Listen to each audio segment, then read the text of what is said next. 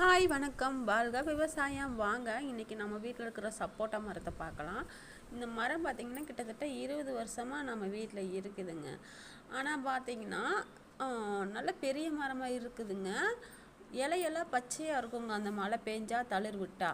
அப்புறம் பார்த்தா பூ வச்சதுக்கப்புறம் மாதிரி கருப்பாக பூவெல்லாம் விழுந்துருது.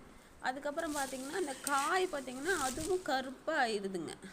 அப்புறம் என்ன பண்ணுதுன்னா வெள்ளை கலரில் அந்த மாவு பூச்சி சொல்லுவாங்கள்ல, அஸ்வினி பூச்சின்னு சொல்லுவாங்க. அது என்ன பண்ணுதுன்னா அது அது அந்த காயவே அப்படியே சப்பி உறிஞ்சிடுது. பார்த்தீங்களா எப்படி இருக்குது பார்த்தீங்களா? இதுக்கு நானும் நாட்டு மருந்தும் அடித்து பார்த்துட்டேங்க. நாட்டு மருந்துன்னா சொல்கிறத வேப்பெண்ணெய் சோப்பு, மஞ்சத்தூள் இதெல்லாம் கலந்து அடித்து பார்த்தா அப்போதைக்கு பார்த்திங்கன்னா மழை அந்த பூச்சியெல்லாம் போய் நல்லா அழகாக பச்சை பசியோன்னு இருக்குதுங்க. அதுக்கப்புறம் பார்த்தா மறுபடியும் அந்த புது பூ பிடிக்கும்போது இந்த மாதிரியா அந்த குருத்துலையே அப்படியே மாவு பூச்சி விழுந்துருதுங்க.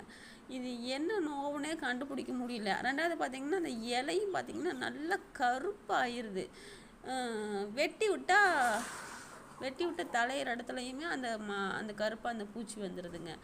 இது இந்த பழம் அவ்வளோ அருமையாக ஒரு நல்ல டேஸ்ட்டாக அவ்வளோ ஒரு இனிப்பாக இருக்குங்க இந்த பழம். இப்போ பார்த்திங்கன்னா மரமே வெட்டியாக போச்சு. ஆனால் நெவுளுக்கு ஆகுதுன்னு நிறுத்தி வச்சுக்கிறேன். இதுக்கு ஒரு மருந்து இருந்தால் சொல்லுங்கள். நன்றி.